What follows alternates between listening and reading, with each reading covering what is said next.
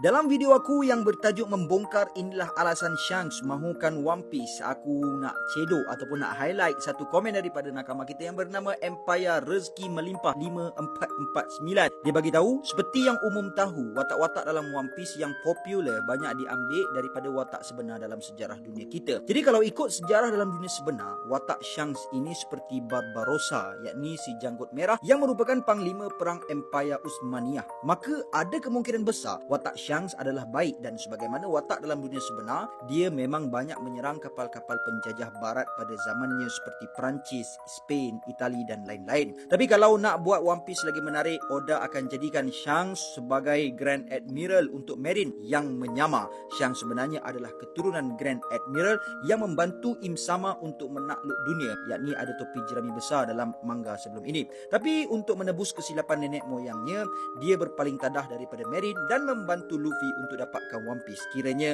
plot twist over plot twist. Lepas tu dia buat muka macam gitulah kan. Dan dalam video fix Shanks berketurunan Celestial Dragon pula, aku nak highlight satu komen daripada Edward Ghost 4271. Korang dari dulu sibuk pasal Shanks. Bagi aku, Buggy ni lagi misteri. Macam mana pula Buggy boleh join Roger Pirate? Roger mana rekrut budak-budak?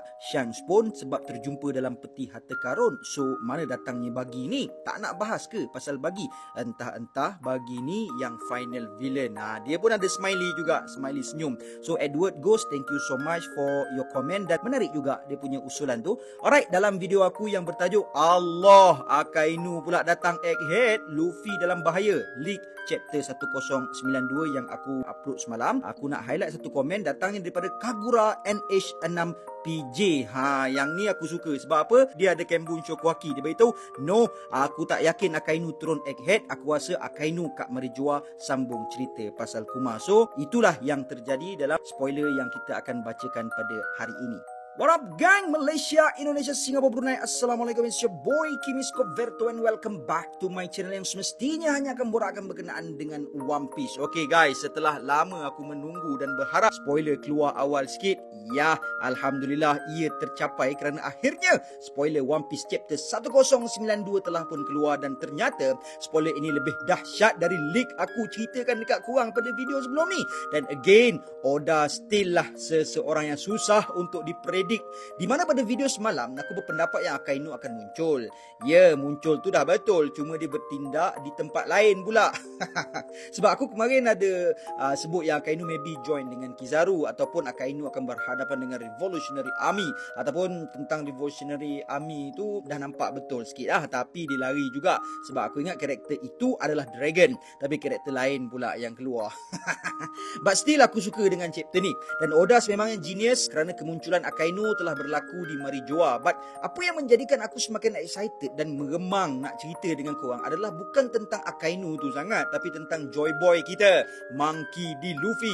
Kerana dalam pertarungannya dengan Kizaru, something yang terlalu epic telah pun berlaku. Jadi kalau korang nak tahu dengan detail what happened in this chapter, tapi versi spoiler lah. So jom, let's proceed with the content. Tajuk ataupun judul untuk chapter ini adalah Tyrant's Rampage in Marijoa Incident, yang bermaksud seseorang telah mengamuk di insiden Marijoa. Spoiler yang pertama dikatakan seseorang yang mengamuk itu adalah Kuma, di mana Kuma telah mengganas dan mengamuk di Marijoa. And yang paling gilanya di situ, Kuma ni mengamuk di Marijoa, good guys, bukan tempat yang biasa-biasa. Di mana tempat ini adalah tempat yang Gorosei selalunya akan berbincang tentang sesuatu perkara yang rahsia dan besar. Tapi Kuma memang berani kerana telah mengganas di kawasan seperti ini. Dan yang menjadi persoalannya, apakah alasan Kuma melakukan perkara seperti ini? Adakah dia berasa marah dengan world government yang cuba untuk melenyapkan Dr. Vegapunk, di mana dalam masa yang sama juga anak dia, Jewel Reborn, telah berada dalam keadaan yang bahaya di Egghead Island kerana telah dikepung oleh pihak Marine dari setiap arah?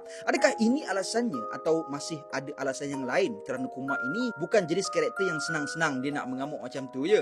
Mesti ada sesuatu yang besar telah berlaku baru-baru ini dalam hidup Kuma sehinggakan dia sanggup dan berani melakukan perkara seperti itu. Kemudian disebabkan keadaan ini terjadi di Marijoa, nampaknya Sakazuki Akainu telah pun muncul dan menghentikan amukan yang dilakukan oleh Kuma tersebut. Alright, so kita teruskan dengan part yang lebih seru dan menjadi bualan hangat untuk fans One Piece, which is berkenaan Monkey D. Luffy versus pakcik ketum kita, Kizaru.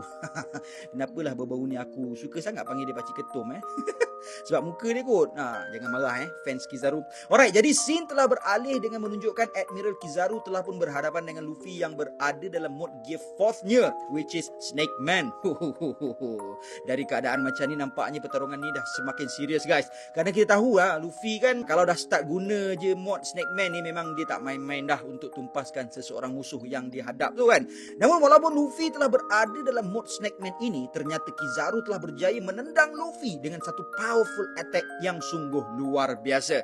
Tapi come on lah guys, ni bakal Sencho bukannya Yonko jenama RM2 kan. Ini jenama bertaraf Mercedes Jadi Luffy dia tak duduk diam kat situ dan hanya berhenti kat situ, di mana pada akhir chapter ini kita akan dapat melihat Luffy telah pun transform ke form Gear 5-nya setelah bunyi The Drums of Liberation telah pun kedengaran, di mana bunyi inilah yang akan menunjukkan siapa dia Joy Boy yang sebenar. Dan nampaknya bersedialah Kizaru untuk menjadi the next permainan tali skipping untuk Luffy.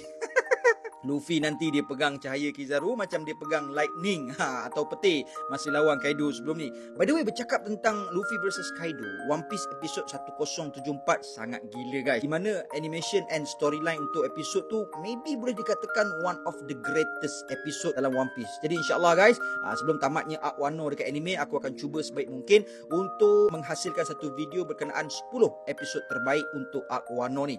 Dan berkenaan dengan yang Luffy bertukar jadi Gear 5 tu, nampaknya robot gergasi yang misterius yang sebelum ini 200 tahun dahulu pernah datang ke Marijoa dan serang Marijoa secara individualnya, seorang-seorang je. Dia pergi Rainbow, pergi hadap dan pergi menyerang dekat Marijoa tu. Lepas dia dengar sahaja the Drum of Liberation, akhirnya dia pun ting. Begitu guys, mata dia mula menyala dan dihidupkan semula. Aku tak tahu apa akan berlaku kalau robot ni hidup balik. Tapi nak dikatakan kalau gentle tak gentle, robot tu berani pergi serang Marijoa seorang-seorang, pergi hadap musuh kat sana berapa ramai tak tahu. Tapi dengan dia kekuatan dengan seorang sahaja army yang dia ada, dia berani untuk hadap Marijoa. Ini kita tak tahulah kan. Dengan dia ada kawan-kawan dia lagi, memang masak lah. Sebab apa? Sebelum ni kita boleh tengok yang geng-geng Pasifista ni dah switch side. Lepas authority chip tu Kizaru berjaya dapatkan, nampaknya yang geng-geng Pasifista apa tu, Mark 3 ke apa nama dia kan, telah pun berpaling tadah dan telah memihak kepada pihak Marine ataupun world government. Tapi sekarang ni geng-geng apa tu aliansi Luffy ni, diorang ada Ace, diorang ada trump card yang baru, diorang ada satu robot yang datangnya daripada ancient time. Sekarang ni pasti akan memihak kepada diorang setelah dihidupkan dengan dentuman the Drum of Liberation. So guys, aku tak tahu apa akan berlaku pada masa akan datang untuk Arc Egghead ni, tapi itulah apa yang aku boleh katakan expect for the best untuk Egghead Island ni. Sebab Oda dah bagi tahu dah tahun lepas, dia dah bagi tahu tahun ni akan berlaku Battle Royale. Sebab kita dah tengok pun Law versus Blackbeard, kita dah tengok pun Kid versus Shanks, kita dah tengok pun Garp versus Aokiji menentang dengan Titanic Captain dekat Hachinosu. Sekarang ni giliran our bakal Sencho guys. So aku tak tahu apa yang akan berlaku, tapi aku rasa bahangnya kan untuk One Piece pada tahun ini memang gila lah guys. So tamat untuk spoiler kali ni, and tunggu aku punya full spoiler pula. Dan yang paling penting, konten keramat kita berkenaan review chapter 1092. Jangan lupa untuk nantikan chapter review daripada aku. So guys, kepada korang yang belum lagi subscribe, jangan lupa untuk subscribe channel Kimi Scoverto. Dan jangan lupa untuk share konten aku dekat Facebook korang ke, IG ke, grup WhatsApp ke, apa-apalah tak kisah, supaya channel ini terus boleh berkembang dengan lebih maju. So guys, that's all I have untuk perkongsian pada kali ini. Thank you so much kerana sudi untuk menadah telinga korang mendengar celoteh aku. And until then my gang, there is no God except Allah. Assalamualaikum warahmatullahi